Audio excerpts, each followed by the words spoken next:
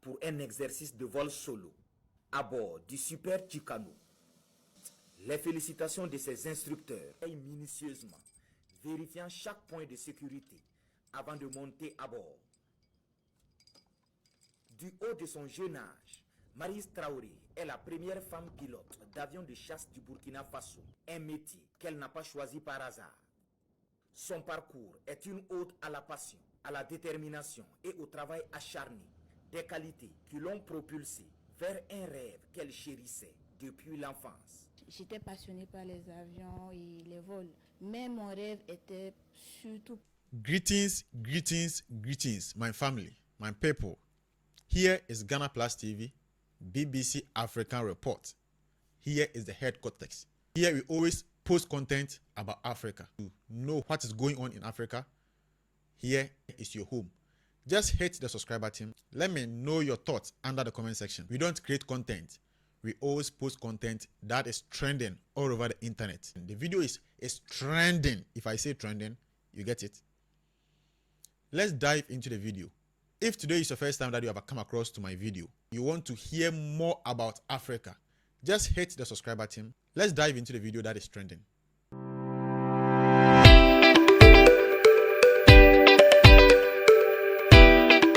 We have some news coming from Burkina Faso, and this is good news. So, for the first time, Burkina Faso will have a woman who will be operating one of the fighter jets in Burkina Faso. So, Burkina Faso has acquired a fighter jet that is very, very powerful. It is one of the most advanced in Africa. In fact, in Africa, this is the second jet that is very, very advanced. So, the woman who will be operating this fighter jet is known as Maryse Traoré. At first I thought that maybe she's a sister or a daughter to Ibrahim Traoré, but no. So this woman went to China and trained how to use a fighter jet for 4 years. And let me tell you, she was offered a lot of money to go and work in the Chinese government because she is very, very bright, very accurate. But she said, no, I have to go back to my country because my country needs me. We are at war, we are fighting, we have terrorists who we have to neutralize. And she got out of China, where she was being paid a lot of money, and went to work in Burkina Faso. So she's very, very passionate. She's doing it very, very good. And people in Burkina Faso are saying it looks like Ibrahim Traoré is the reincarnation of Thomas Sankara, because everything that Thomas Sankara was doing, empowering women, is what Ibrahim Traoré is doing now. All right, another one here. Good ladies and gentlemen, Donald Trump has stopped the biggest institution from incorporating other countries, especially African continents, foreigners into the institution. Harvard University, Donald Trump threatened that he was going to stop foreign students from coming to Harvard University. And he did. So what does it mean to Africa? As Africans, what should we learn from this? How do we move on from here? Whether you are stopped from Yale, from Princeton University, or the most prominent, all the university around the West, is the same. So here is my take. It is a time for Africa to truly rise. This is not a time to fight. Whether you went to Harvard or you went to Princeton or you went to Yale University, all the same. As Africans, going to Harvard or to Princeton or to Yale University is not the most important thing that we need for the development of Africa. Africa's wealth is not beneath the ground. Africans' wealth is not in the West. It's not in Harvard. It's not in Yale. It's not in Princeton. It's not in any university overseas. Africans' wealth and development is within the minds of her people. The blessings of Africa is within the mind of her people. The future of Africa will not be imported. It must be emerging. When I do my research around Harvard, I happen to have taken some classes and some training and some certification in Harvard. And I understand that the basic core of Harvard is integrity. Vision emerging, vision implemented, discipline to the core. So what we Africans need to think at the moment is not the deprivation of going to the Western world to be educated. We've got enough material and enough power to educate ourselves within the context of Africa. 400 years of deprivation and 400 years of development are not the same. Africa and America and the developed world, we are not on the same level at the moment. So whether you are stopped from going to Yale, Princeton, or Harvard, it doesn't really make any difference. The power for development lies in our imagination. So the future of Africa will not be imported. It must be imagined, built, and led from within. We must agree that we can imagine the kind of Africa that we want to build, the kind of Africa that we want to develop, and we must begin to take steps to build from within. Until we stop exporting raw resources and start exporting refined vision, Africa will remain raw in influence. We have to start exporting refined vision. Stopping Africans, Nigerians, and other countries from Harvard is a way of saying we want to shut in your vision. We want to limit your capacity. But we should not be limited by our vision and our capacity just because we are stopped from attending a certain institution. I want you to understand that institutions are man-made. Institutions are man-made. They are created by imagination of others. We can create our own Harvard in Africa. We can build institution. We can build system that can sustain our development. This is what we need in Africa. Leadership is Africa's greatest missing mineral. The greatest missing mineral in Africa is not Harvard, it's not Yale, it's not Princeton University. It is leadership. Once we are able to get leadership right, then we begin to mine it with purpose and patriotism. If we can get this aspect of Africa right, we don't need Harvard University. We don't need Yale University. We don't need Princeton University to build Africa. We just need to get leadership right in Africa and be patriotic enough to promote anything that got to do with Africa. Africa does not need foreign aid. We don't need foreign education. We don't need anything that got to do with foreigners, okay? It needs a constant or a continental awakening of its divine potential. We've got power and we need to be awakened into that power. A nation with gold under its feet but greed in its heart will always be poor. So therefore, what we should be concerned with is not the shutting down or the closing door to Harvard, Yale, or Princeton, or any other thing that might spread, or even when our people are expelled from all those institutions. That shouldn't be our problem. We should have problem in solving, or our concern should be how to solve our greed problem within our politicians and within our leaders and the next generation leaders.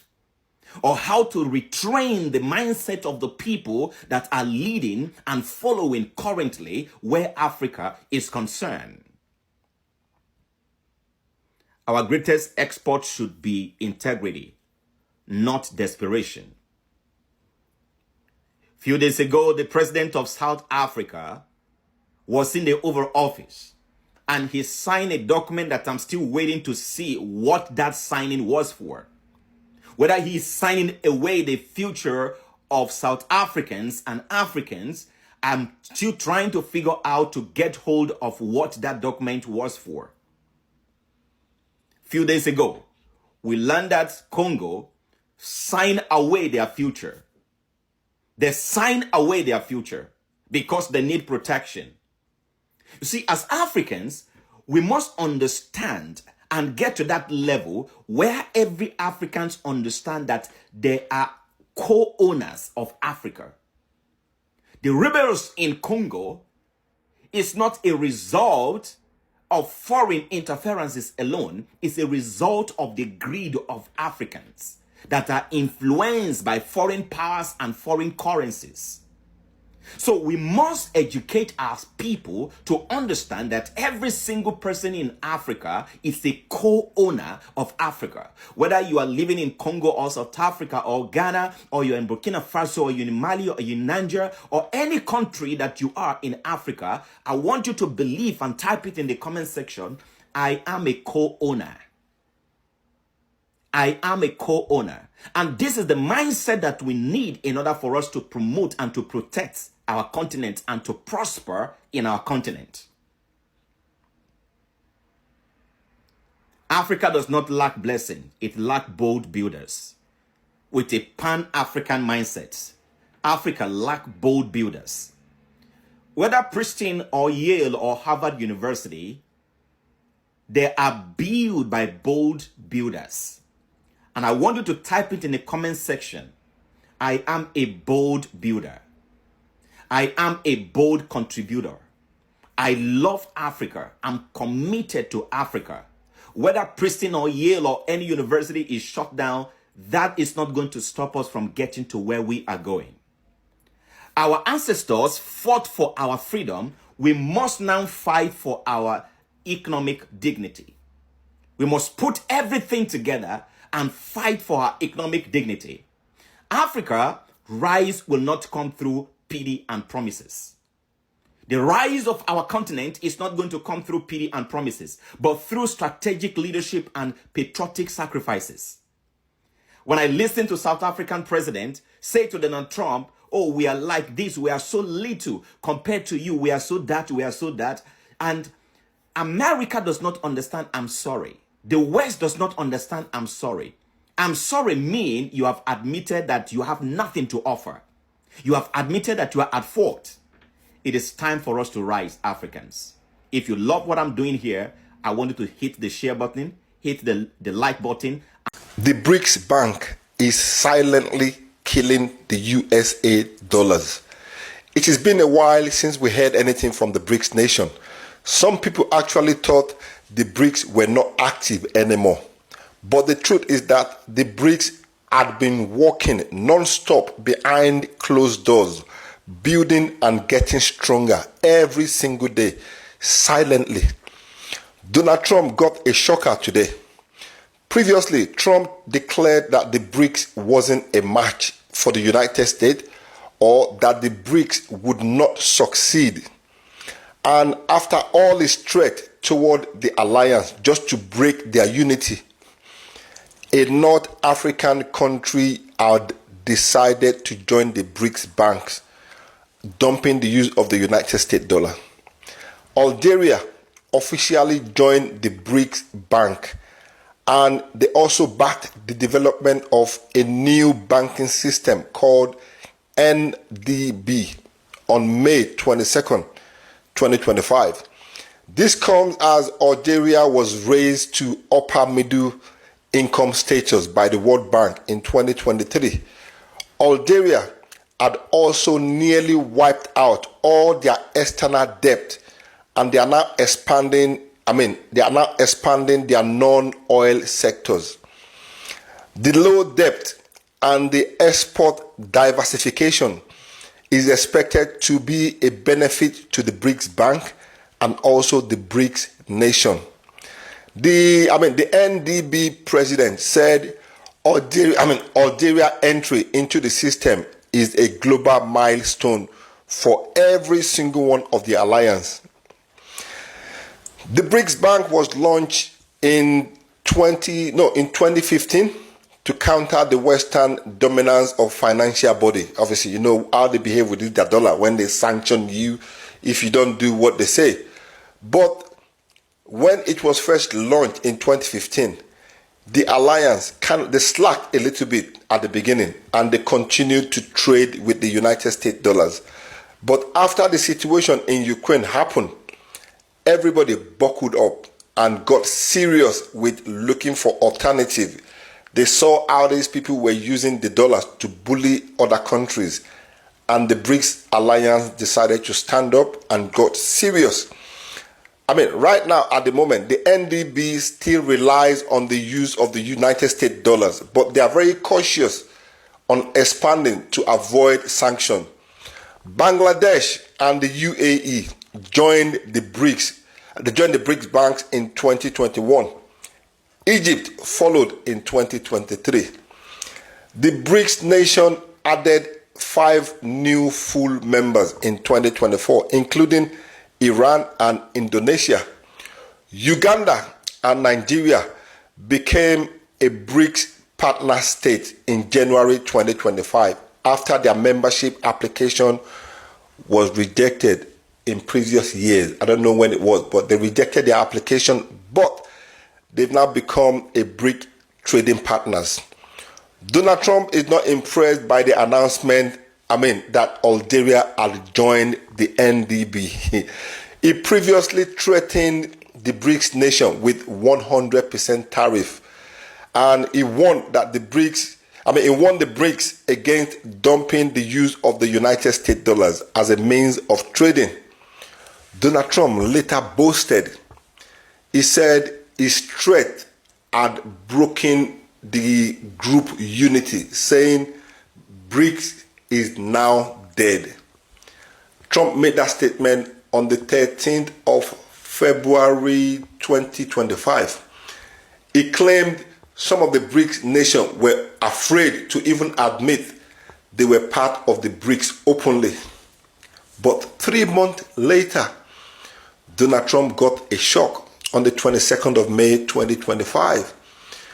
We saw how the United States had tried to destabilize the top BRICS members countries from within.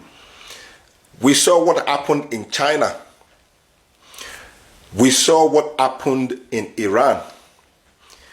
We saw what happened in India versus Pakistan.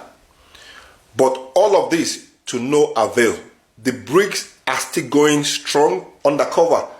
That is how it should be. And they are still going stronger, and they are building, and their membership is increasing. What is going to be Donald Trump's next card this time around? And what do you guys think? Let me know in the comment section.